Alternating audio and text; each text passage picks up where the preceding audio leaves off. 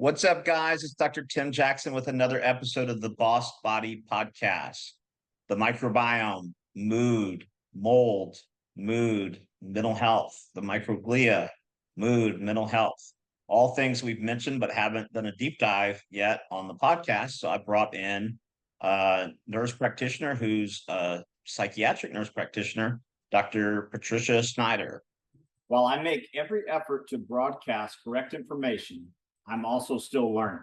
I will double check all my facts, but realize that healthcare is a constantly changing science and art.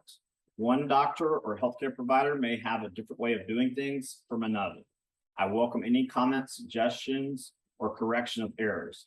I take no money from supplement or device companies.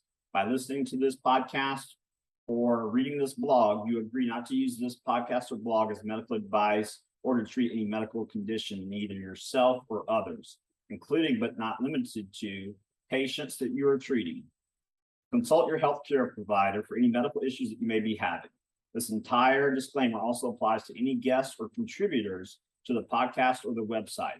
Under no circumstances shall any guests or contributors to the podcast or blog or any employees, associates, or affiliates of the Boss Body Podcast be responsible for damages arising from use of the podcast or the blog. This blog or podcast should not be used in any legal capacity whatsoever, including but not limited to establishing the standard of care in a legal sense or as a basis for expert witness testimony. No guarantee is given regarding the accuracy of any statements or opinions made on the podcast or the blog. Welcome to the show, Dr. Trish. Thank you so much. I'm so happy to be here.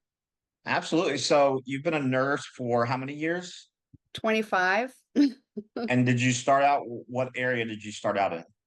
I started off working with adults in medical. So I was a hospital nurse. I took care of post-op patients. I did dialysis nursing for a long time. So I focused really on adults in the beginning of my nursing career. And then when I was pregnant with my first child, I realized I couldn't do dialysis nursing anymore because it involved being on call and coming in the middle of the night on an emergency basis when I had a traveling husband. So I thought, okay, I need to find, something that's a little bit, better scheduled. So I applied for, it was in a school, it was a collaborative program. And it was sort of my first experience in working with pediatrics and then really working with children that had profound developmental and physical disabilities. And I found that when I started working in that population, I really enjoyed it tremendously, working with the kids, working with, their disabilities and their mental health and what they could do and what they couldn't do.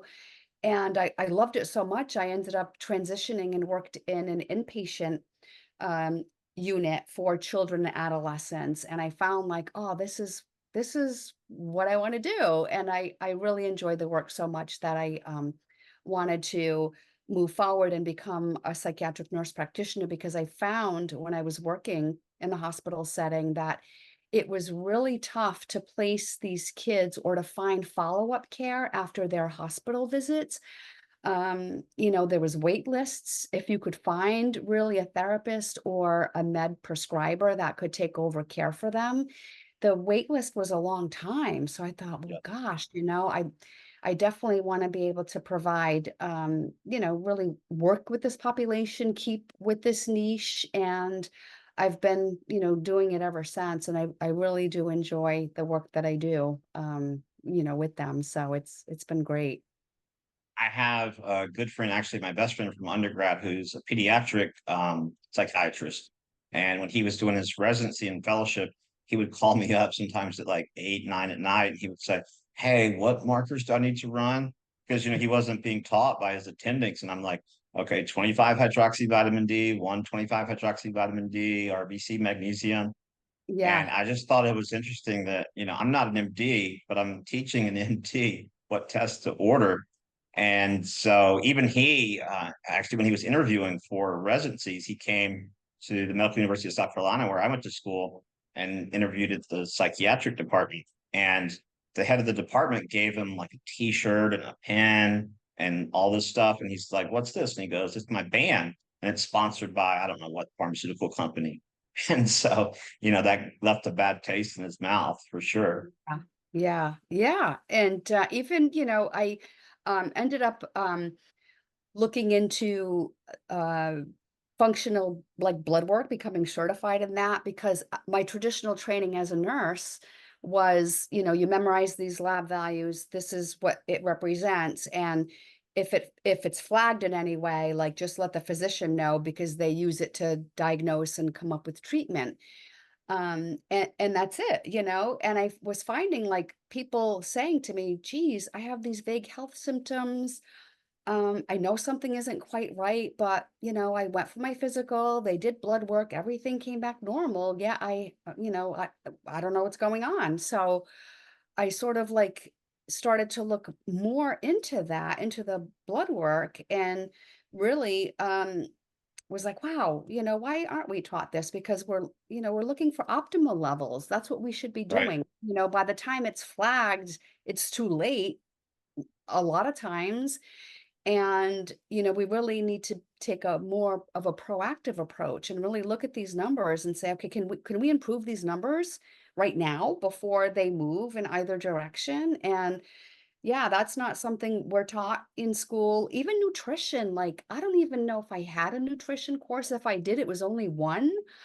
Right. And the nutrition was really focused on, here's the nutrition for this particular illness. It Right. wasn't like using nutrition as food, Right. and when people say, well, why didn't my doctor ever tell me? It's like I always say, it's not their fault. Like we're just not trained in that area Right. enough, to really put it, in a treatment plan at this point. So yeah, it's so interesting. Yeah, I mean, there's so many things that you can look for on just a basic or comprehensive metabolic panel, CBC with differential. I Yeah. read a stat earlier in the week that 70% of dysfunction needs to happen before a symptom occurs. And so, Yeah. if you wait until, someone's out of range, but even if you look at the ranges for thyroid from 30 years ago, Hmm. significantly higher. And I learned a few years ago that, as statins came onto the market, we stopped using hypercholesterolemia as an indicator of hypothyroidism because Hmm. cholesterol and thyroid are inversely related. And so every cell in the body has a receptor for thyroid. And so if you have even subclinical hypothyroidism or Hashimoto's, it's going to manifest as mood issues, neurological issues, brain fog, fatigue. So touch on um, microbes and mental health. So I talk about that a lot. Pathogens, Oh yeah. creating inflammatory cytokines that breach the blood-brain barrier. Yeah.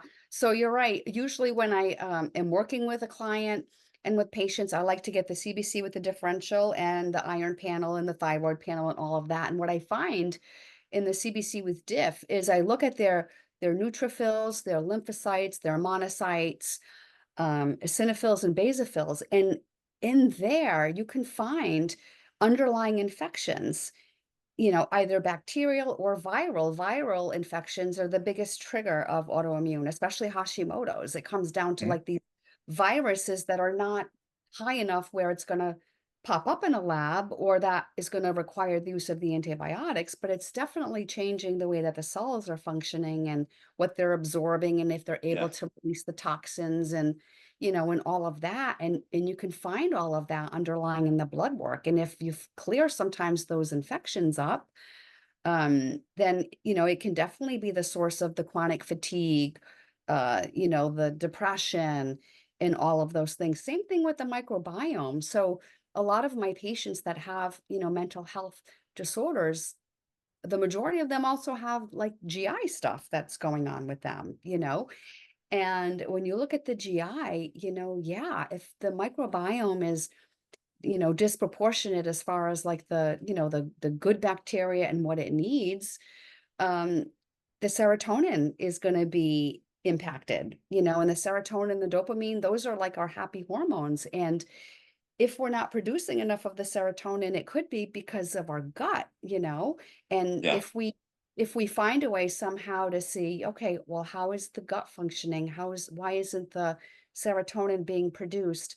Let's look at the liver. Is there an issue with the conversion in the liver? Like maybe that's the reason why you're feeling depressed and all of these Yeah. things. So if you fix the gut, and then the gut is linked really to so many, illnesses, but definitely, it's definitely eye-opening to think, okay, a lot of my patients also have GI stuff. Like there's definitely a strong connection there, especially because it's considered our second brain. So it's Yeah. not surprising, but yeah, the microbiome, definitely, is definitely an area of research where if we focus on improving a lot of that, GI stuff, I think, a lot of the other illnesses and symptoms and, will eventually go away. If you just give the body what it needs, it'll know Mhm. what to do, and it'll do what it does Absolutely. naturally is to heal. Yeah. And a lot of allopathic providers, when someone has GI issues, they'll say, "You're stressed. Here's an SSRI." Oh, I'm like, yeah. or we could work on the gut. That's a novel idea. But you know how traditional doctors, especially in hospitals, think if it's not a hospital lab or LabCorp or Quest, it's not legitimate. I even saw a post a few months ago from a nurse practitioner or PA actually on LinkedIn, and she was saying there's no evidence, that the argument that tests like the GI map, which I use a lot, Uh-huh. helps. And I'm like, well, talk to like dozens of people I've helped and changed their lives, Yeah. by getting rid of the bad stuff, replenishing the good stuff. And I mean, perhaps a better question is who's going to fund a study, right? Yeah. The labs, these functional medicine labs, they don't have the money to fund a multi-million-dollar trial. And I mean, the way the system is set up, it's basically designed, like Dr. Russell Blaylock, a neurosurgeon, says, a whole evidence-based thing is really to discredit integrative medicine because they're not going to fund studies on integrative medicine. Or when they do, for example, at Duke University, I knew this was going to happen, but they set up an integrative medicine center. Well, they do yoga, meditation, and one or two other things. And I think those things are great, but that's not functional medicine or integrative medicine. And so then they can say, see, I told you that integrative medicine stuff doesn't work. And so that's the game, we're faced with. But Yeah. I've also read that, for every one signal the brain sends to the gut sends 8 signals back to the brain. And so there comes the saying of fire in the gut, fire in the brain. Talk a Yeah. little bit about GI inflammation and how that directly leads to neurological inflammation. Oh, yeah. It comes down to like the integrity of the cells and the most basic fundamental, the foundation of our bodies are our cells.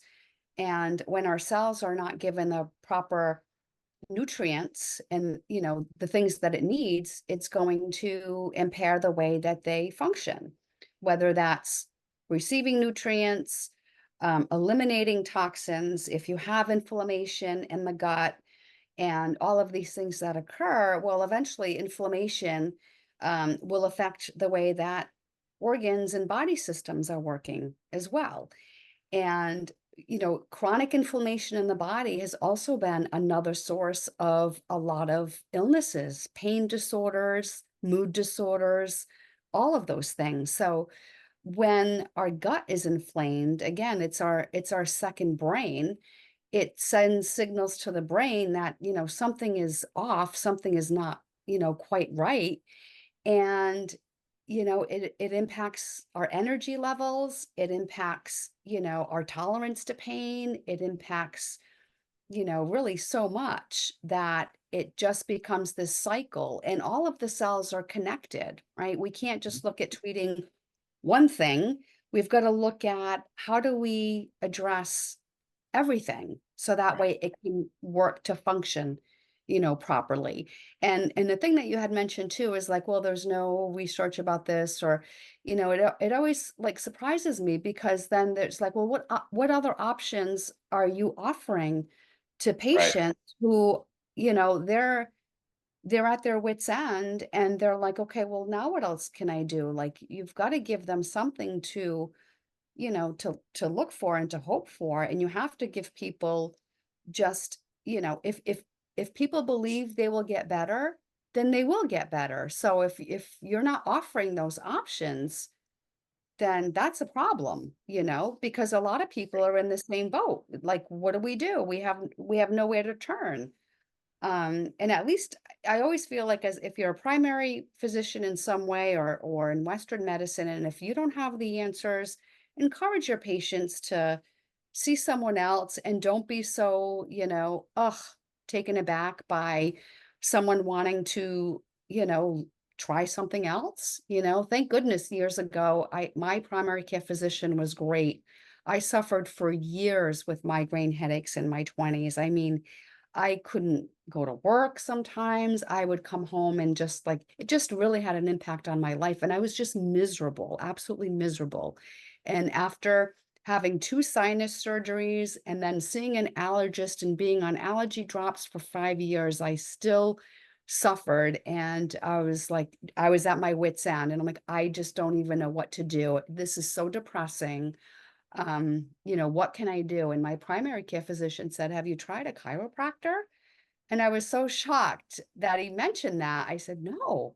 He said, why not? If I can't help you, and that we've done everything, there's other options out there that you should look into. And thankfully, I did. And it was really one of the treatments that helped me tremendously. And I was so grateful that, as the physician, instead of saying, like, that's ridiculous, that's not even like real medicine, like, don't even Right. bother, and I wouldn't have pursued that avenue. He's like, sure, go ahead, what have you got to lose?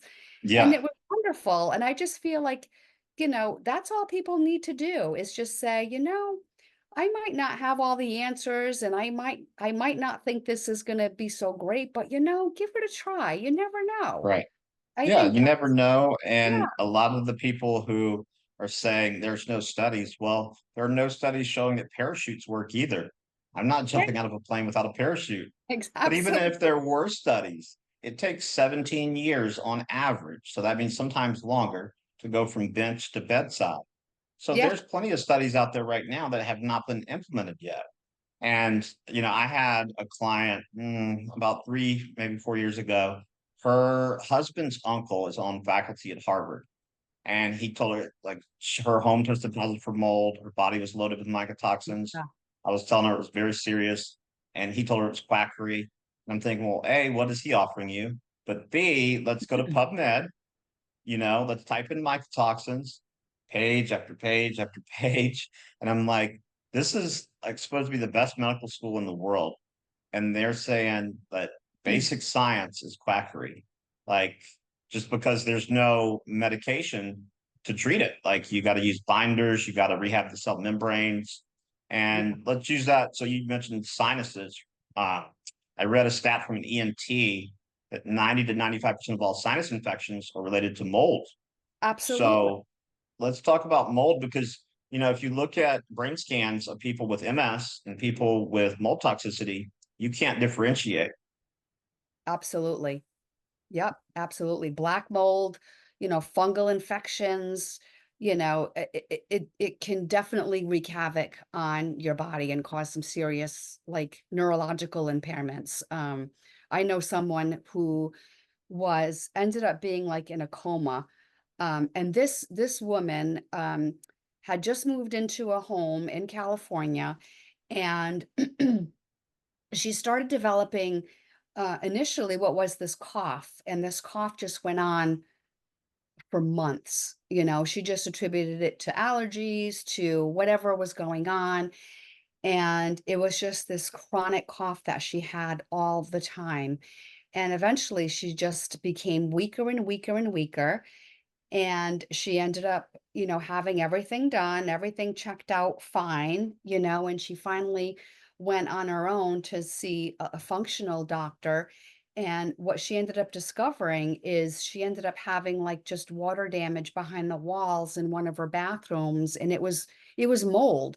And she was at a point where the mold grew in her lungs. Like, that's how bad it got. And she describes, like, almost dying because, she's like, how am I going to ever get this mold out of my lungs?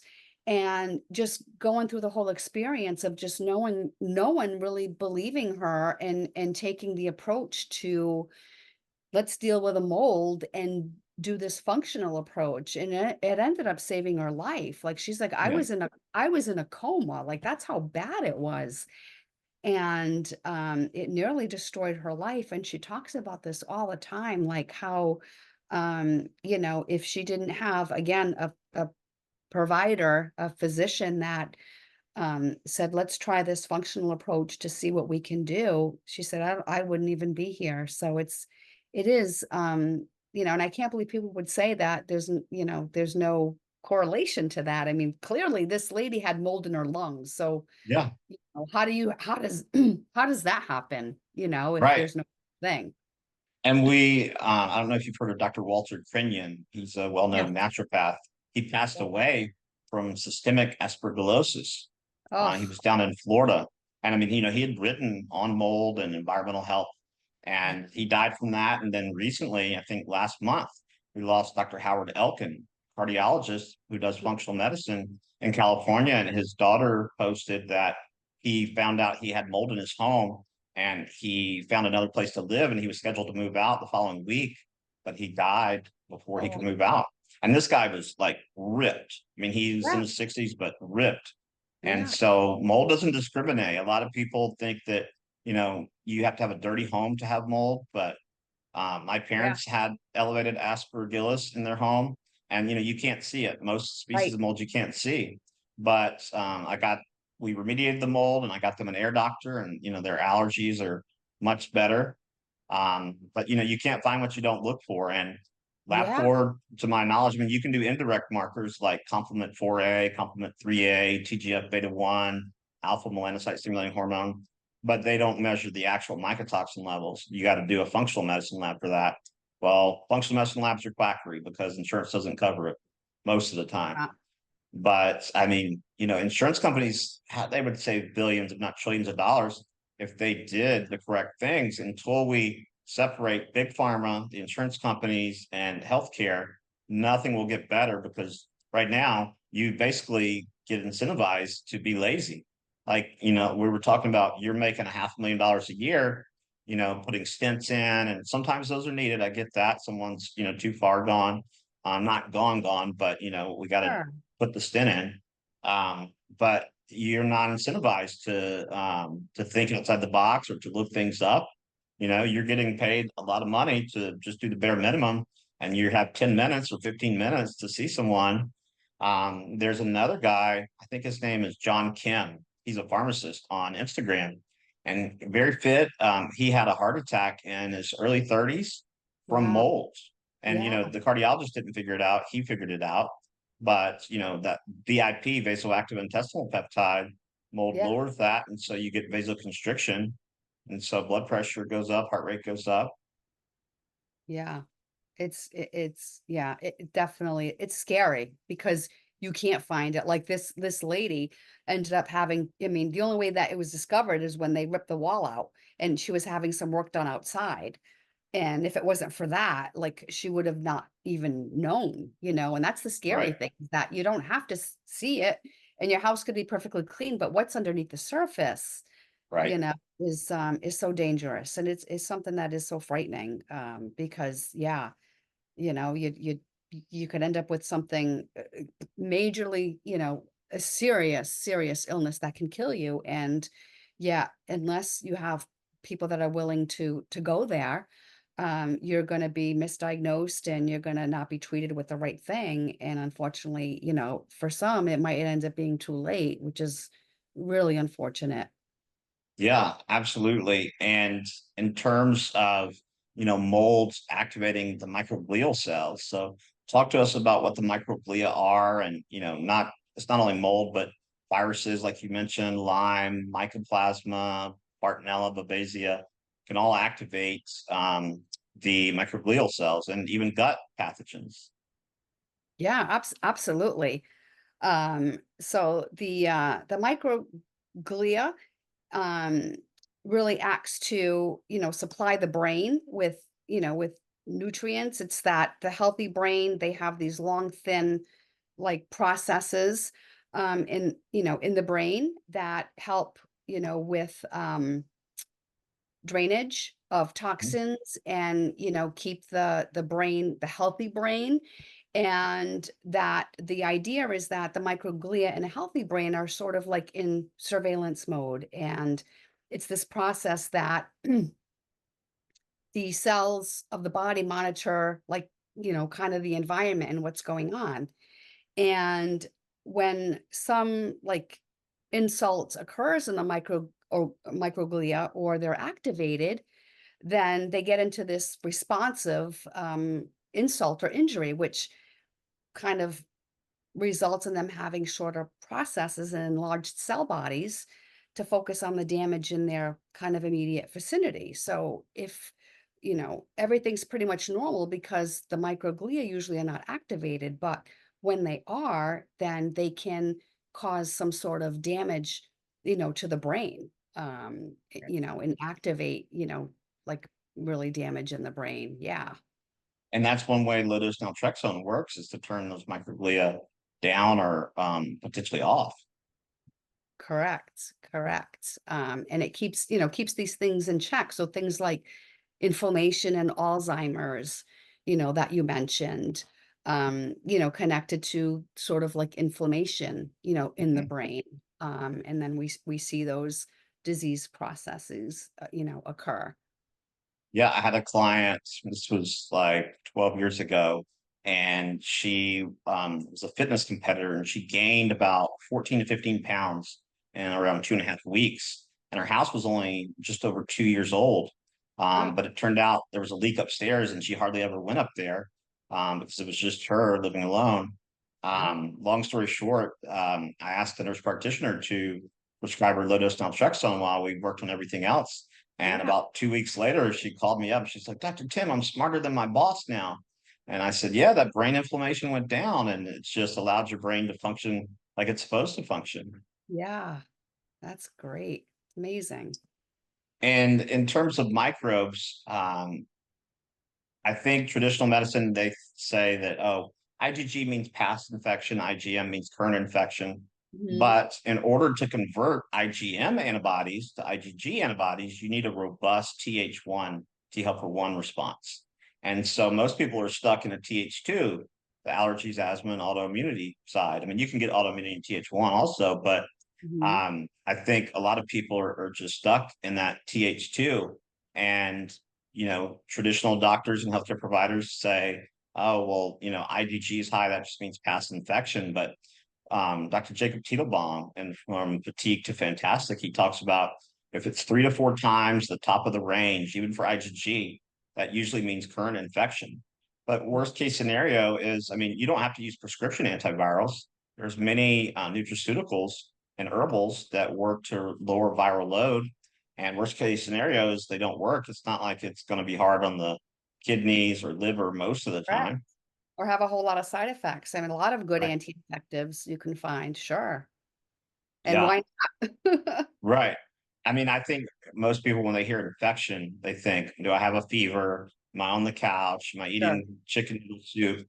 But, that's obviously very acute, but, anxiety, depression, fatigue, hypothyroidism, neurological issues, even white matter lesions, autoimmune, neuroimmune disorders, all can be caused, even musculoskeletal pain, can be caused by pathogens and chronic inflammation.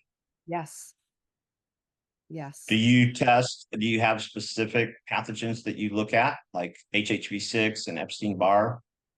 I do. I look at the Epstein-Barr, and I just, initially when I'm working with a client, I'm just looking for those underlying infections, and the majority of the time I do find those underlying infections. And even like with the eosinophils and basophils, if I have a patient that is telling me I've eliminated everything from my diet, I'm still having this issue. So then I think like parasites, Mhm. and I try to, just go through and try to see if I can eliminate those things, and then see how the patients are responding. So I start off with something that's just real basic. And a Right. lot of times what I find is that, in about 90% of the people, it's these underlying infections that don't pop up, that have been there for years, that, they don't come up, they're not flagged. Again, even with Epstein-Barr, it's got to be at a high enough viral load where you can test positive for it. But if it's not high enough, it doesn't mean it's not causing any issues, Right. and Absolutely. if we just try to tackle some of those underlying infections. And the other thing that's so big in my world really is the vitamin D levels. Vitamin D levels I find consistently are in the toilet. And with the Western sort of range between 30 to 100, which is huge, optimal is closer to 50 to 80. And then sometimes when I look at a patient's vitamin, the D3 level, I'm like 12, 20, like really? Right. And like, this is insane. And then recently, I heard, I don't know if it's a CDC or somebody's not recommending that we, sort of routinely look for vitamin D levels. I don't know why. I tried to order it on a patient the other day and the insurance wouldn't pay for it. I'm like, but if they're fatigued or they're like depressed, I mean, and I'm in mental health, like, can't we just at least rule that out? So it's just, it's another one of those things. I'm like, every single lab that I look for, I rarely see anybody in the optimal range. I barely see anybody in the normal traditional range, but yet why Right. are we shutting that down right now? Like, why? Like, I don't understand the reason for that. Well, the Um, Center for Disease Commerce is what I call it. yeah, For many years, they claimed they didn't receive any money from Big Pharma. And then about 6, maybe 7 years ago, they came out and said, surprise, we receive 46 to 47% of our annual operating budget. So basically half of their annual operating budget. Now, if they're admitting to half, it's probably higher, more than right? that. And it's just like the cases of Lyme disease, they say it's like 30,000 a year or something. It's probably closer to 300,000.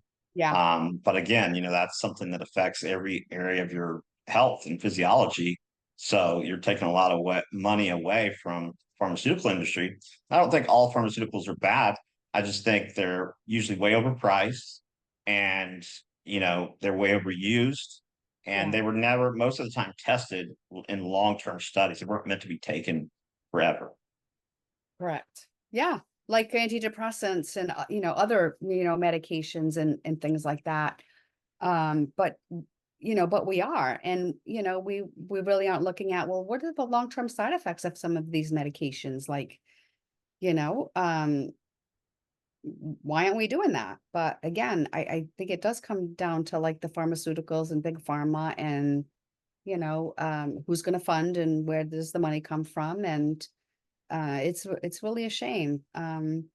Especially given, lately with the recommendations for the vitamin D and, even the COVID, sort of like response or what we know about it years later that, we weren't really given all of the information as far as the potential side effects that were occurring. And that was sort of like not as talked about.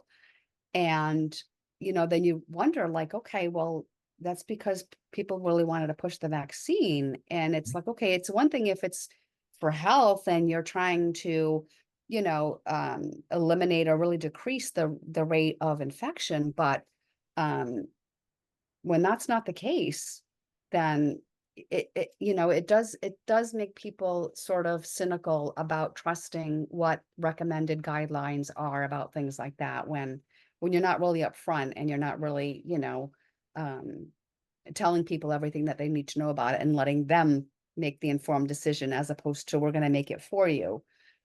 So it is a shame. Yeah.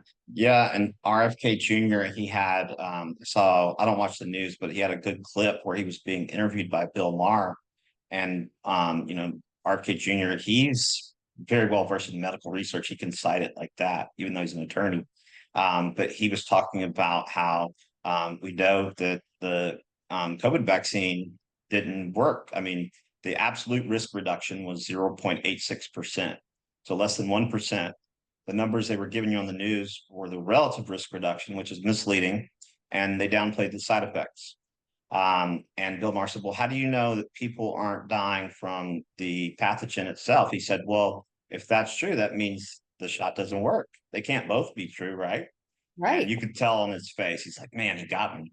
But there's videos of people like in Minneapolis being shot with paintball guns, going out on their own porch that they own during COVID. And that should have been the one thing we were encouraging: fresh air. I mean, indoor air is 5 to 10 times more polluted, not to Yeah. mention lack of sunlight.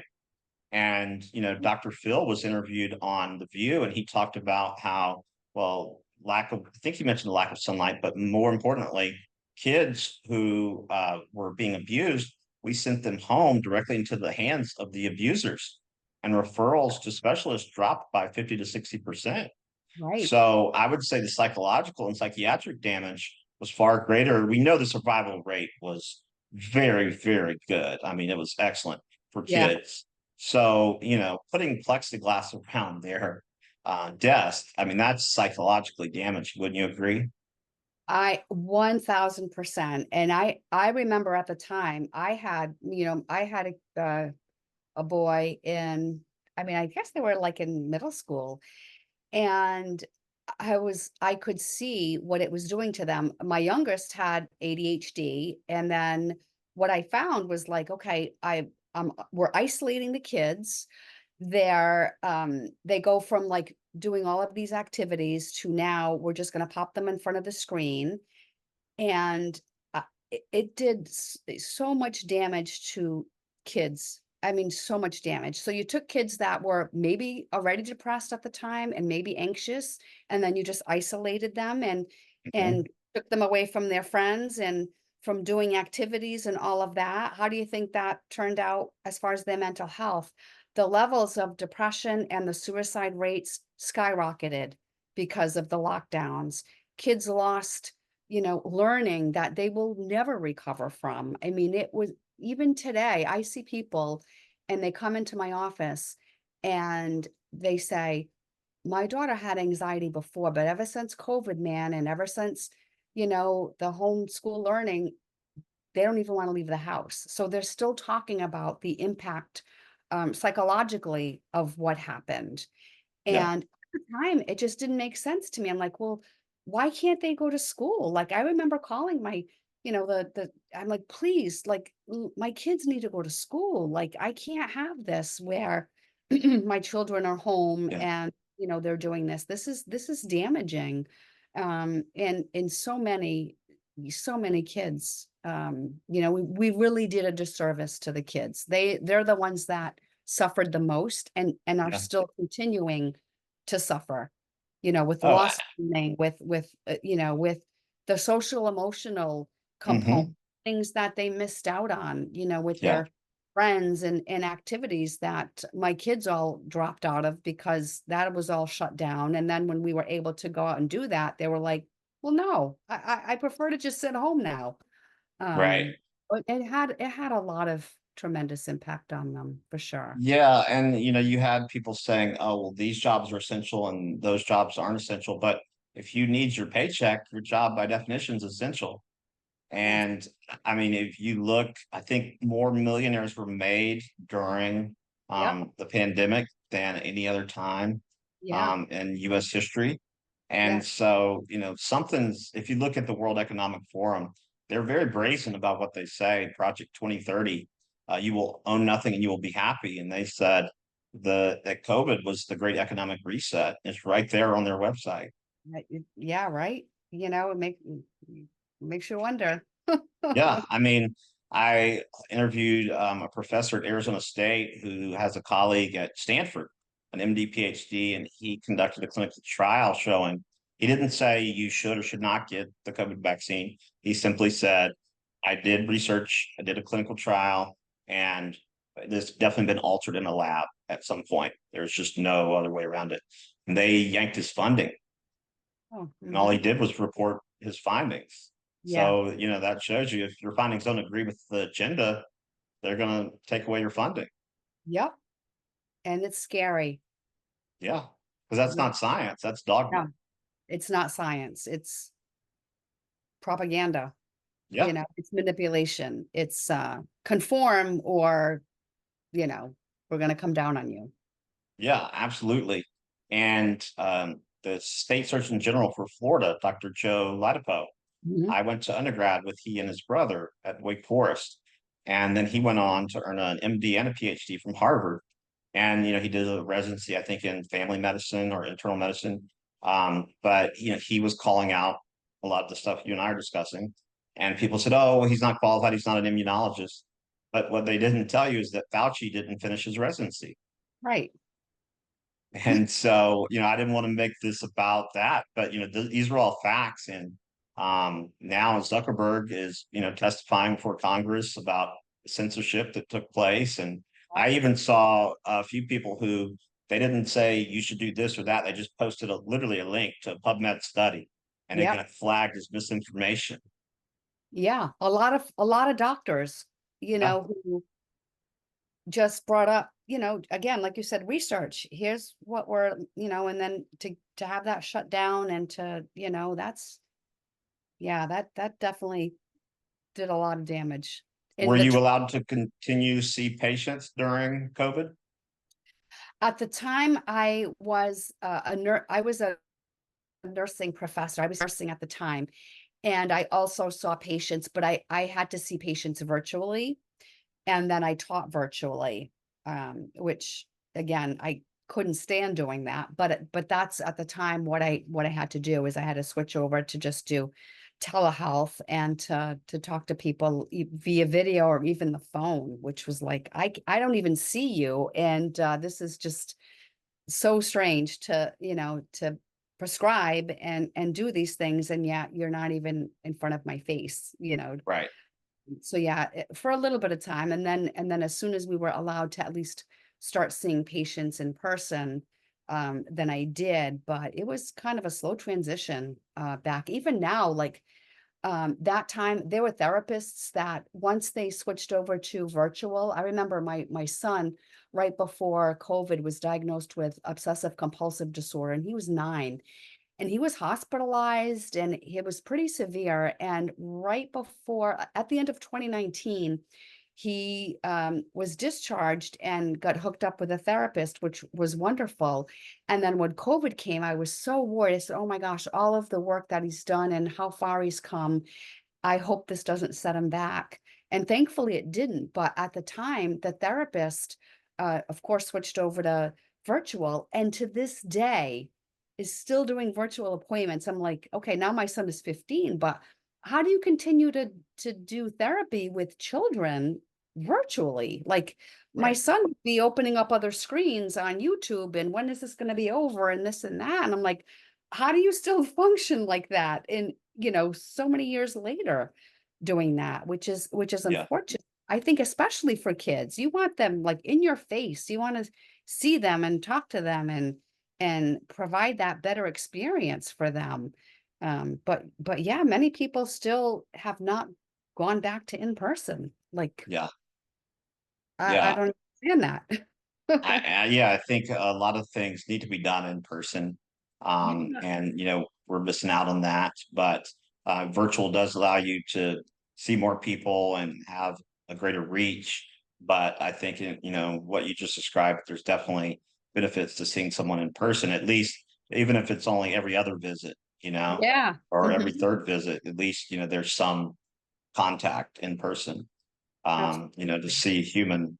And even like with primary care providers, like putting your hands on people, to do a physical exam, you know, human touch, like it's extremely healing. Yeah. And a lot of times you don't even get examined when you go in. Before I went back and got my doctorate, when I was deciding what I wanted to do, I worked part-time as a personal trainer, and one of my clients was an MD, traditional allopathic MD, and she said patients are coming in and they're saying, oh, I got this going on, that going on. She's like, no, you get to tell me one complaint and that's it. I'm thinking, well, what if they're all intertwined? Like, what if it's all just inflammation and you just address the inflammation? But I was just a personal trainer. What did I know? Mhm. So I mean, it's unfortunate because so many people are suffering out there, and like we Yeah. were talking about with the compact license, And NPs, we have a shortage, and the waiting list, at least where I am, to see an allopathic doctor, insurance based, it's really long. It's like 3 to 4 months, sometimes longer, Yeah, if it's a specialist. And so I don't know why, they wouldn't want to open that up. In many cases in the past, when I've seen nurse practitioner or PA, a lot of times my outcomes were better because not just from their skill set, but also they listened to me more. There was yeah. less ego involved, and it was just they were talking with me and not at me. And It's so the I felt like, relationship. Yeah, it yeah, comes down to the relationship. Yep. yeah, absolutely. What's something today that you wish you would have known 10 to 12 years ago? Functional medicine and using more of it. Yeah, and I really didn't know much about it, and I wasn't really trained in that way. And I wish I had sort of delved into this arena much sooner than now, because I feel like I would have been able to help more people, as opposed to just trying to find, oh, maybe this isn't the right med for you. Let's try to do this instead, or let's try to do that. I wished I had really delved into and pursued, really pursued like the education and the training in the functional role. So that way I'm able to provide people with more tools in their toolbox. Um, so yeah, I mean, thankfully now I have, but I wish I had done it a lot sooner. Awesome. And do you have anything that you're working on that you're excited about? Yeah, I do. I do have, so I have like a sort of a virtual practice where I do live workshops, and I invite people to come on the workshops and bring their blood work, and I try to teach them markers in their blood work. Or recently I did like a whole thyroid discussion, and how stop blaming your thyroid was um, the title of the workshop. And we talked about, the pituitary gland and the hypothalamus and how that connects, and the gut and all of that. So once a month I do these live workshops where I, try to teach people about their blood work, what it reveals, tie it to some of the symptoms. I have programs, do it yourself, home programs that can eliminate if they do discover they have these underlying infections, and I can provide them with recommendations for nutraceuticals. So I do that about once a month, and then trying to launch my integrative psychiatry practice for my children, adolescents, and young adults. So lots of exciting stuff going on that I'm really excited about. Yeah, well, awesome. We're going to put up your link, but where can people find you? Wholehealthalternatives.com is a great place. You'll find that the next workshop will be posted there, and that would be a great place if people had questions, if they wanted to join a workshop, or if they wanted me to look at their lab work. That would be a great place to start. Awesome. Well, thank you so much for the work you're doing, Dr. Patricia. Keep up the great work, and hopefully we can have you back on in the future. Thank you so much, Dr. Tim. Really appreciate it. Absolutely. Have a blessed rest of your day. Thank you. You too.